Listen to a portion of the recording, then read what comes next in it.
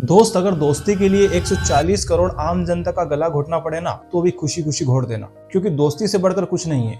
ना देश की गरीब जनता। ये सीख हमें कहां से मिलती है? ये सीख हमें मिलती है हमारे यशस्वी प्रधानमंत्री नरेंद्र मोदी जी से। आप पूछोगे कि कैसे?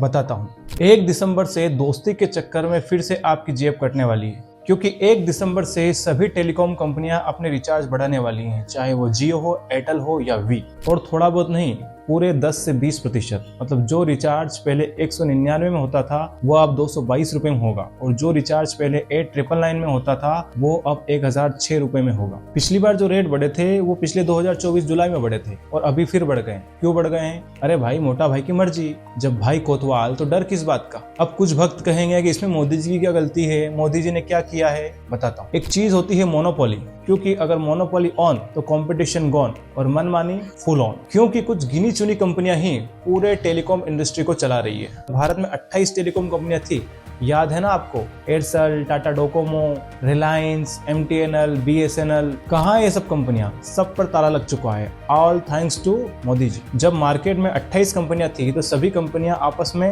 कंपटीशन करती थी, और उस वजह से आम आदमी को सस्ता डाटा और सस्ता कॉलिंग मिलता था। अब सिचुएशन बदल गई है। अब देश में मुश्किल से 3-4 बड़ी टेलीकॉम कंपनियां बची होगी, और उसमें से एक तो इतनी ताकतवर है कि सब उसके इर्द गिर्द घूमती है, और वो जो चाहती है वो करती है। इसे कहते हैं मोनोपोली। आप कहोगे कि ये सब कैसे हुआ? तो जवाब सीधा है, सरकार की गलत नीतियां, जिससे छोटी कंपनियां बर्बाद हो गई और बड़ी कंपनियों को खुली छूट मिली।